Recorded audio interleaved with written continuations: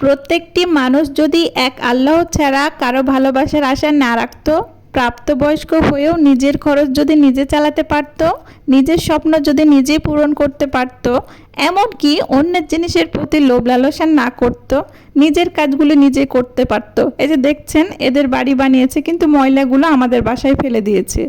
এরা যদি নিজের কাজ নিজে করতো বা নিজের ময়লাগুলো নিজে পরিষ্কার করে ফেলতো, তাহলে কি আমাদের মনে কষ্ট হতো না। কিন্তু কেউ নিজের কাজগুলো নিজে করতে চায় না। প্রত্যেকটি কাজ যদি নিজে ভাগাভাগি করে করতো, তাহলে কেউ কখনো কোনো দিনও অশান্তিতে থাকতো না। হ্যালো এভরিওয়ান, আসসালামু আলাইকুম, welcome to my new blog. যারা আমার পেজটিকে এখনও ফলো করেননি অবশ্যই ফলো করে দিবেন। আচ্ছা যাই হোক তো বলেই ফেললাম। তো এখানে তো দেখতে পাচ্ছেন ঈদ তো সামনে চলে আসছে আর অনেকগুলো কাপড় চোপড় নিয়ে বসে গেছি। আসলে সব কিছু পরিষ্কার পরিচ্ছন্ন করে ফেলতে হবে, কারণ না হলে ঈদ তো বেশি দিন নাই। আর যেহেতু গ্রামের বাড়ি বেড়াতে যাব, তো এই জন্য সব কাপড় চোপড় কমপ্লিট করে পরিষ্কার করে ধুয়ে নিয়েছি। এখন গুছিয়ে আপাতত রেখে দেব। আর ভাবছিলাম যেহেতু বেশি দিন টাইম নাই, সেহেতু আস্তে আস্তে করে আমি একে একে সব গুছিয়ে ফেলি। কারণ একসাথে করতে গেলে আমিও হাঁপিয়ে যাই, আর কাজ করা তো অনেক কষ্ট। আর রোজা রেখে এত কাজ করা আসলে কষ্ট, আপনারা তো সবাই জানেন। আর যারা মেয়েরা সংসার করে, পাশাপাশি ইনকাম করে, আবার ভিডিও বানায়, তাদের তো যারা করে তারা একমাত্র বোঝে এটা যে করা কি কষ্ট। তবে আমাকে কেউ চাপ দেয়নি আমাকে ভিডিও বানানোর জন্য। আমি আমার শখ পূরণ করার জন্য, আমি আমার স্বপ্ন পূরণ করার জন্য আমি নিজে ভিডিও বানাই। এতে ভালো বলেন আর খারাপ বলেন, যাই হোক।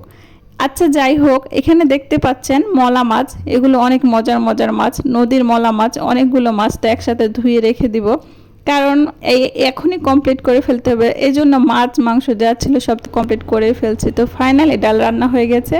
এখন আপাতত একটু ধনিয়া পাতা দিলে একটু স্মেলটা সুন্দর আসে। আর এখানে তো দেখতে পাচ্ছেন আজকেও কিন্তু কলমি শাক রান্না করব। আর এখানে ছিল শশাগুলোকে একটু ভাবিকে দিয়ে বললাম, ভাবি কেটে দেন একটু। তো ভাবি আমাকে অল্প অল্প করে শশাগুলো ছিলে দিবে, তারপর কেটে দিল। তো এখানে দেখতেই পাচ্ছেন শাকগুলো একটু ধুয়ে রেখে দিব।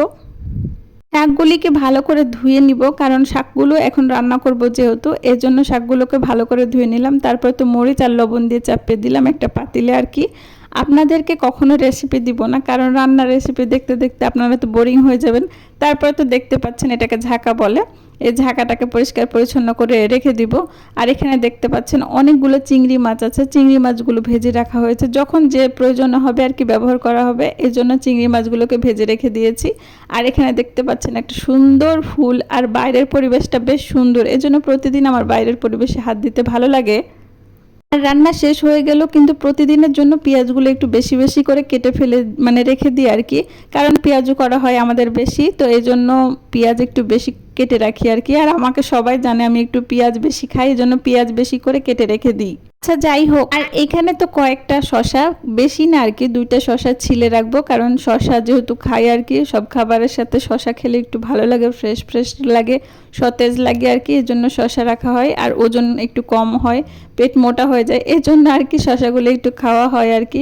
এই জন্য তো শশা কেটে নিচ্ছি, আর গাজরগুলো কেটে নিচ্ছি, কারণ গাজরেরও ভালো লাগে। তো আজকের মতো এ পর্যন্ত, ভালো থাকবেন, আল্লাহ হাফেজ।